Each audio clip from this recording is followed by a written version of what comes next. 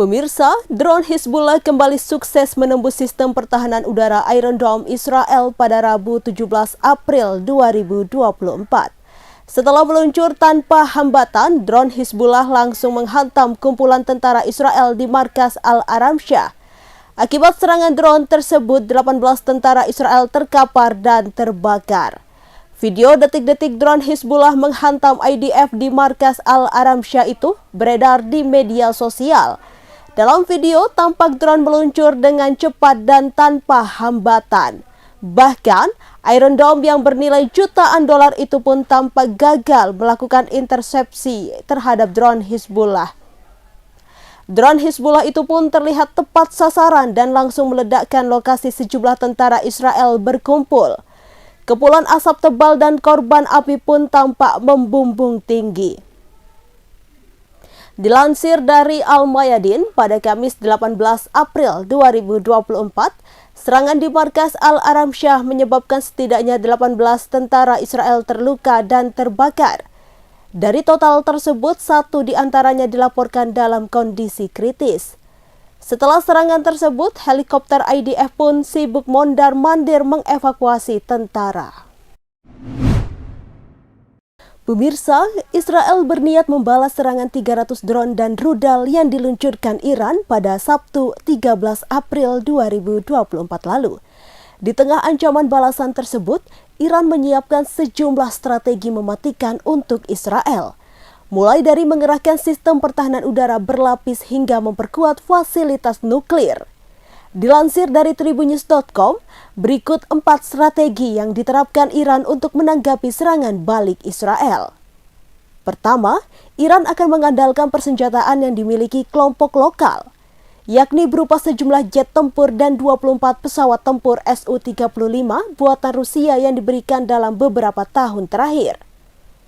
Strategi kedua, Iran akan menggunakan artileri misil jarak jauh Bafar 373 yang dikembangkan secara lokal. Sistem ini dilaporkan dapat mengunci target, termasuk misil balistik jarak jauh, pesawat tanpa awak, dan jet tempur siluman hingga jarak 400 km melacak 60 target. Lalu strategi ketiga, Iran berupaya meningkatkan pertahanan misil berlapis. Hampir sama dengan Iron Dome Israel, Iran juga memiliki misil berlapis yang siap dikerahkan dalam hitungan menit. Sistem pertahanan ini bersifat akurat dan sulit dihalangi. Misil ini pun diklaim dirancang untuk melawan senjata balistik taktis yang ditujukan untuk digunakan di medan pertempuran dalam jarak kurang dari 300 km. Terakhir, Iran mengaku meningkatkan pertahanan cyber attack untuk memperkuat fasilitas nuklir utama Iran.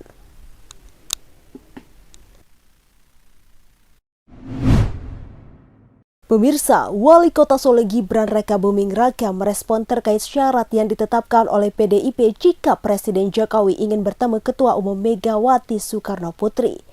Gibran merasa heran mengapa silaturahmi dihalang-halangi.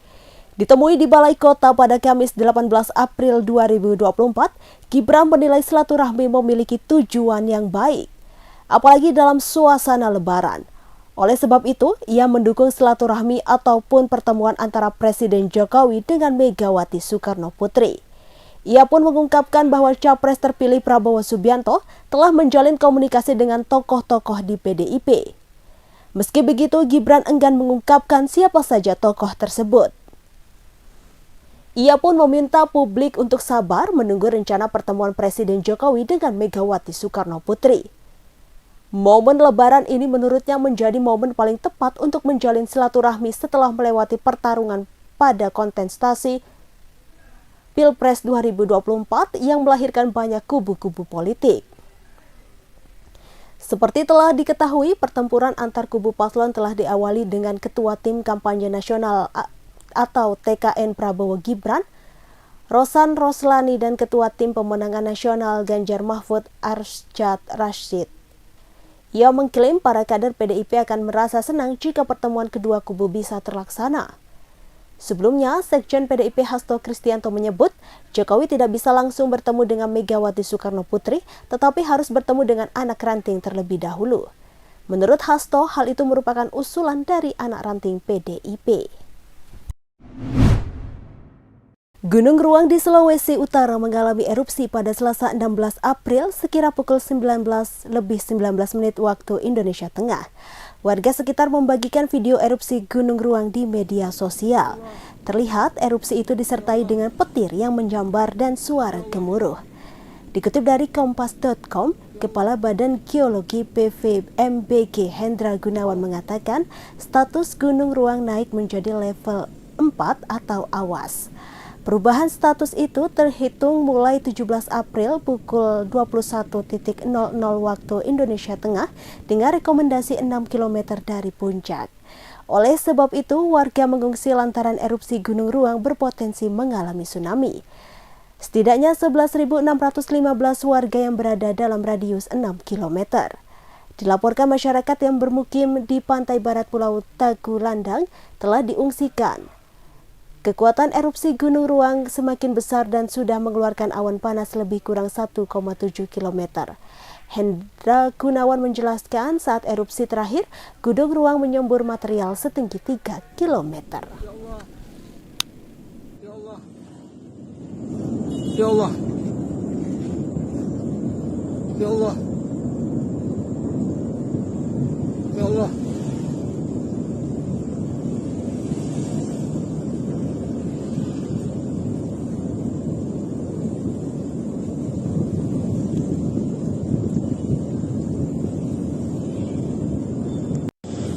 Ya Allah. Ya Allah. Ya Allah. Ya Allah.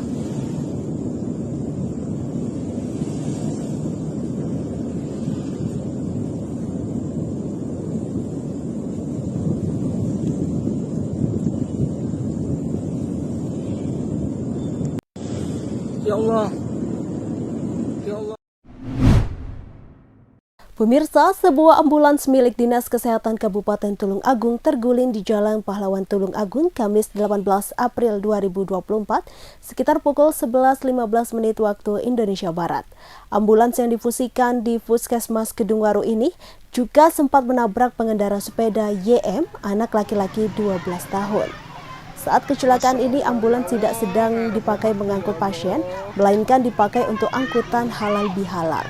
Di dalamnya ada 9 orang ibu-ibu termasuk DP 48 tahun, pengemudi ambulans Suzuki EPV berplat AG 1808SP ini. Menurut Kasat Lantas Polres Tulung Agung AKP Jody Indrawan mengatakan, mobil melaju dari arah utara ke arah selatan. Kemungkinan pengemudi tidak bisa menguasai kemudi karena mengantuk. Dan diperkirakan kecepatan kendaraan di atas 40 km per jam. Di lokasi kejadian tidak ditemukan bekas pengereman sehingga menguatkan dugaan pengemudi dalam kondisi mengantuk. Ambulans sempat menabrak sejumlah tiang listrik dan kabel wifi di tepi jalan hingga rusak parah di bagian kiri depan. Mobil juga sempat menabrak YM yang mengendarai sepeda BMX. Setelah itu ambulans terguling ke kanan dan berada di tengah jalur lambat. 3 orang termasuk pengemudi dan YM mengalami luka ringan. Para korban sudah dirawat di RSUD Dr. Iskak, sementara yang lain sudah bisa diperbolehkan untuk pulang. Keterangan sementara yang diperoleh polisi, rombongan dari Puskesmas Kedungwaru ini akan menuju Dinas Kesehatan untuk halal bihalal. Saat kejadian, rotator maupun sirine dalam keadaan mati. Saat ini polisi masih fokus untuk pemulihan para korban. Setelah itu, penyidik unit penegakan hukum Satlantas Polres Tulung Agung akan meminta keterangan semua penumpang mobil dan saksi di lapangan. Ambulans yang kecelakaan saat ini disimpan di tempat barang bukti unit Gakum Satlantas Polres Tulung Agung di Desa Ngujang, Kecamatan Kedungwaru. Kendaraan ini telah dilengkapi alat bantu medis seperti tabung oksigen untuk pasien dalam kondisi darurat. Masya Allah, ya Allah, ngarep omahku ya Allah.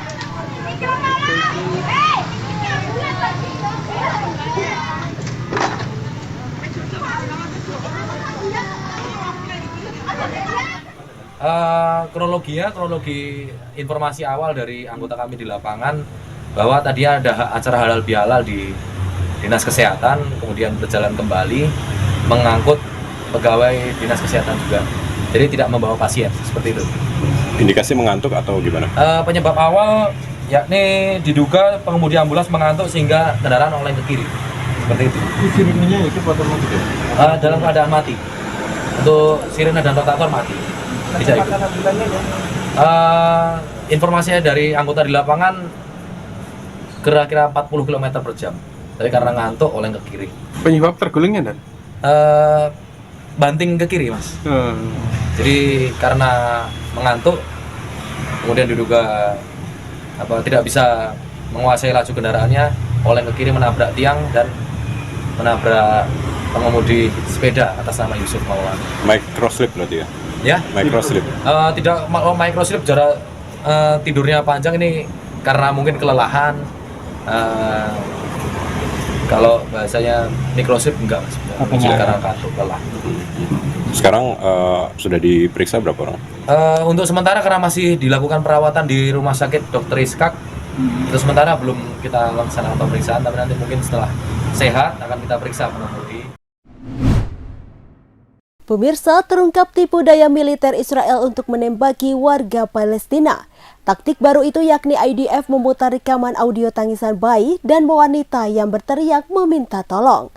Pada Senin 8 April malam, penduduk kamp pengungsi Nusairat di bagian utara Gaza terbangun karena suara tangisan bayi dan anak. Mereka sontak keluar untuk mencari sumber tangisan dan memberikan bantuan. Namun drone Israel dilaporkan melepaskan tembakan ke arah mereka.